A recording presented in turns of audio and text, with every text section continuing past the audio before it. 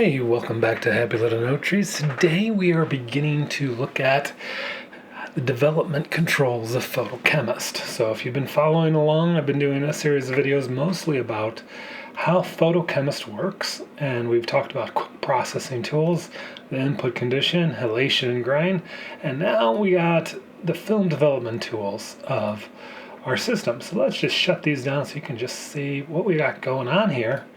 Right now we have Photochemist up on the big screen. And I don't know if you can see, but I'm trying a little bit of a different layout today. I look this way, and then I see myself looking this way, and it means that I'm not looking at it. But anyways, we have our comparison with OpenDRT, as well as, if we turn off Photochemist, we can see Genesis, and how that's rendering the image right there. But we're kind of just working with Photochemist right now. We're coming over into linear and everything like that, and we're now just sitting here with our image. You can see that the other ones are very similar. Genesis is a little bit warmer, a little bit denser, but I mean, the thing with Photochemist is you're not able to really match. You can try, it's just weird to think about it that way. So we're going to be looking at the film development controls, and the print and film side both have the same set of controls. Some of them are connected and active, and some of them aren't, and will be activated in a future update, as I'm still working out some of the details on the math. But overall, you have your basic control of push-pull processing. So you can pull the development time and make it more dense. So this is on the negative side, obviously. Or you can push it, the time, and overexpose the image, and you just let it be where it doesn't. So what's happening when you push and pull in film development, in the chemical thing, you've connected your input light to the dynamic silver that then activates, and so the silver halide crystals become metallic silver, and then in the solution of chemical goo, that metallic silver attaches to the dye, causes the dye emulsions to activate in the chemical reaction that occurs. And so the longer it sits, the more in the developer, the more dye grows, so you get a denser, darker image. So that's why when you add more time, you're going to see we push it and let it sit longer, we're getting a denser, darker image with our control here. But if we pull the time and we don't let it sit as long on the negative side, this is print, oops, it works the same. What's happening is you end up with an image that is less dense, there's less dye that is formed, so there's more light transmission that is going through. And that's kind of just the basic idea of what push and pull processing is how long is it sitting in the chemical goo and the makeup to allow that metallic silver that you activated by exposing the film to light to develop then the dye emulsion in the dye layers. The other thing is then that silver metallic the next step is you would wash it away, or choose Bleach Bypass, which is not to wash it away, and you leave that silver halide intact. And the final step is a fixer, just kind of cleans the whole film and shuts down the whole reactive process. And so there's a lot going on. If you're developing your film and you are to play, sometimes the developer doesn't get to all the layers equally, and so we have controls to kind of have some randomization and some tweaks to how that dye is getting formed through these controls, and we'll talk about that in a second. But in essence, the two main ones that most everybody cares about is bleach bypass and push-pull. Now, when you push up bleach bypass, if we're talking about that, you're going to see, wait, the image is getting more exposed.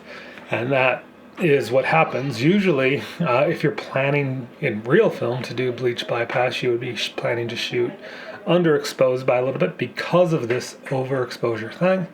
And so in Photochemist, we have two ways to deal with this issue, and that is to pull back either on our development time, because if you think about it, that developer chemical, before it gets to the fixer, it's still doing its thing, and then you bleach off the metallic silver, and it's doing its thing, and then you do the fixer. And so you are, by removing and bypassing the bleach, you are changing the amount of time of the whole chemical process. There's the initial time, then the bleach bypass, and then the fixer in all the wash. So you have this control here to just pull back or adjust your push-pull, your timing on your development. And you can see if we reset this, we have in our scopes, you can see we have a nice amount of saturation for this. The image looks good. We're pretty tight on the vector scope circle. We're not pushing out super saturated, but you can see on our cube, you know, we're coming out nice little belly. But what happens when we push up bleach bypass is we're overexposing, and then we're bringing it back down, and we're getting it right to where we want it exposed. And you can see we have a much thinner color space. We're way closer to the center of our color cube, which is the core, which would be silver. That happens also on the bleach bypass side here, but as you push it up, you get a darker image. Bleach bypass on the print side works. Most of the controls, to put it simply, the controls are the same, but they work in opposite fashion a lot of the times in Photo Chemist, because you're working on a negative image versus a positive image, and for print positive image versus negative image, you're flippity floppity all around. But the same principle in lies. You have to make an adjustment to your development time when you fiddle with bleach bypass, and now you can see we've really pushed our image tightly and desaturated. We're a little, but it's pulled off to magenta, which is just an interesting thing. I haven't figured out why we're pulling so hard to magenta. You can just make a small tweak to your projector light and you'll get that back centered. I'm going to keep looking into why that is. It's partly because you can see we're already pushed to magenta, and that's our projector power. Like if we reset all this, this is just from our presets, that now we're getting closer to a more balanced image right there. Tweak and change that. This was just a look that I was developing, but you can see bleach on both sides, bleach bypass on both sides is a very unsaturated image in terms of how much is in our cube space and everything like that. The other controls, if we reset these back and just put our image back to where it was, the other things that we have going on is developer competition. So like I was saying, there is some nuanced, when you push this up, you're getting some nuanced changes and fluctuations to how the different layers form dyes. Dye inhibition is how it's just is paired with this. This one is currently not active in the current iteration, but there is some fun little math that I've been playing around with for working that in terms of how we can make the dyes, make sure that they are interacting. Like there's a whole science to dye couplers, DIRs, and various things to make sure that the dyes form properly, because you have all three of them in the same chemical soup at the same time.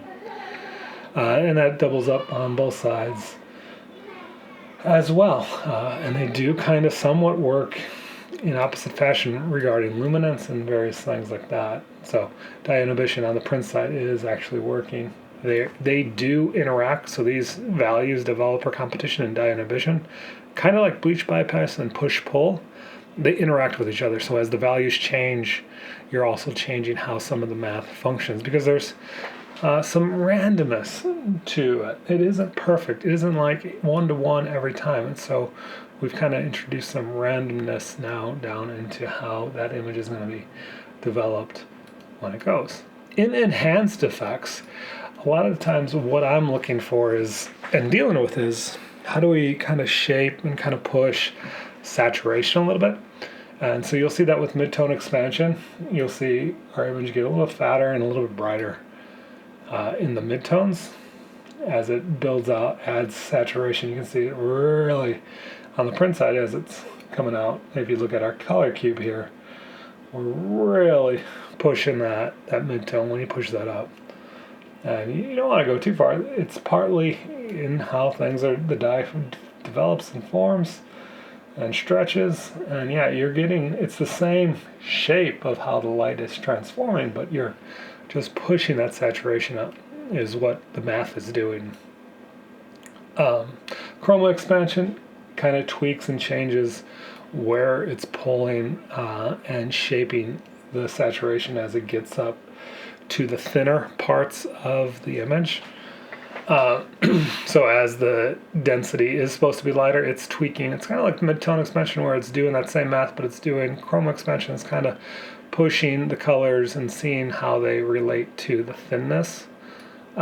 Weak channel protection is, as you kind of fiddle with these, you might get some changes you don't like. And so weak channel protection is meant to make sure the dye forms on the weakest channel and kind of figures out which channel didn't get enough dye and kind of affects to try to mitigate that. And so it kind of works in like fashion with these two to make sure that we're not suppressing a layer of the emulsion dye.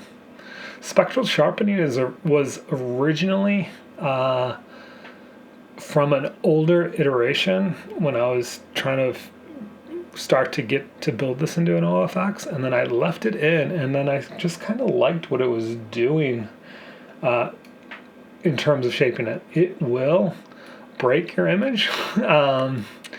If we take a look at it, I can show you something towards the end. There's something about it, like if we're just watching how it affects with everything else turned off, it just fattens up the curve and puts some generalized saturation out there. And red bias, these controls are going to get a little bit more nuanced in the next update. They're related to bleach bypass, and right now they kind of work pretty equally. But it's going to be a bleach bypass control that when you set your bleach bypass to this desaturated level, you're going to be able to nuance and nudge.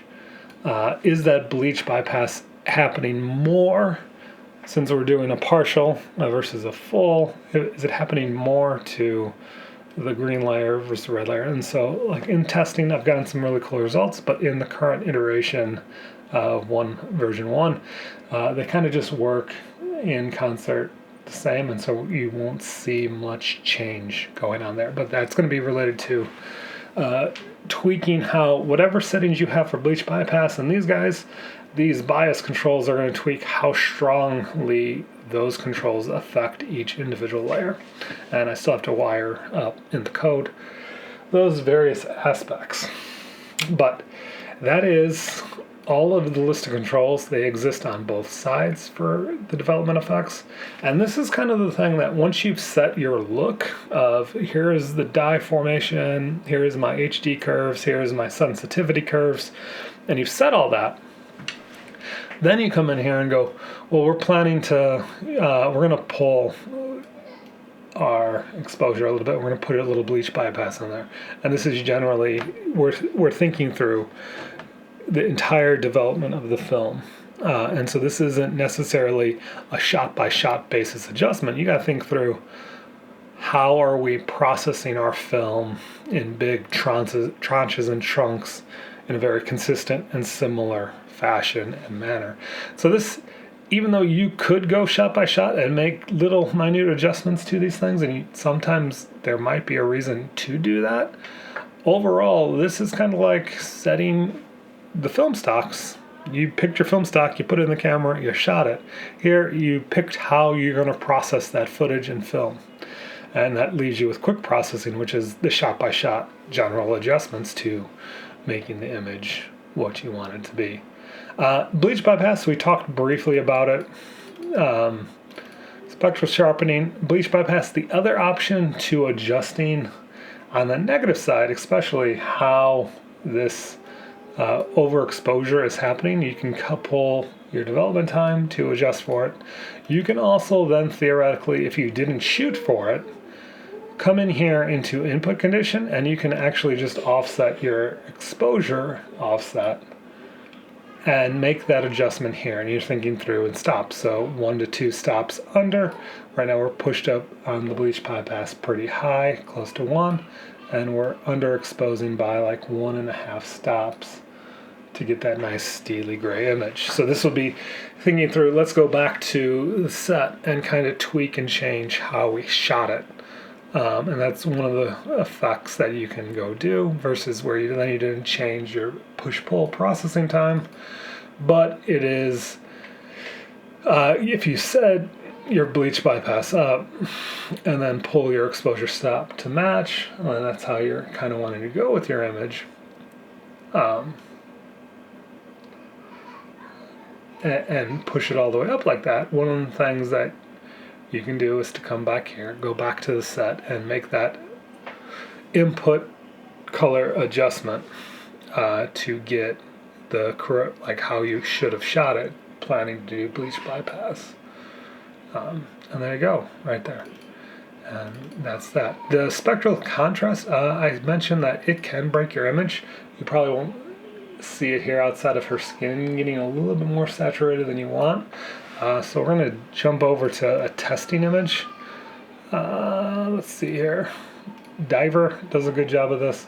You can see right now we're going to pull these guys' controls back and just kind of set up our diver. Right now it looks pretty nice compared to Genesis. This is what's going on.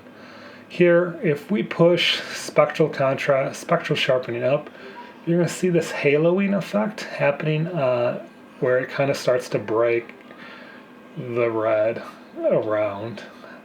And so what's happening is, what I've found is that it starts to put color into your highlights. We can see that here on our lightsaber guy here. Where you see, like in the reds especially, we're starting to get this colorization of something that should be white and overexposed.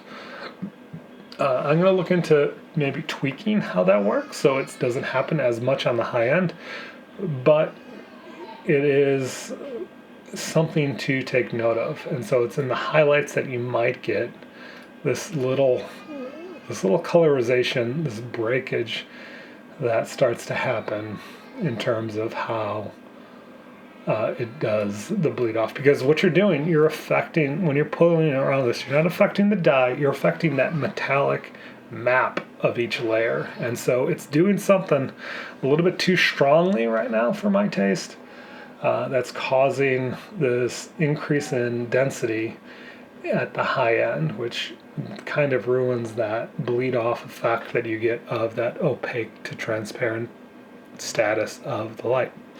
Anyways, if you like this, as we talked about how film is developed in this pseudo-simulated way from Photo Chemist, please like, subscribe, do all those other YouTube things. There's links in the description to be able to get your hands on a demo version of this plugin, as well as get it for yourself. But yeah, until next time, have a great, happy little no tree day.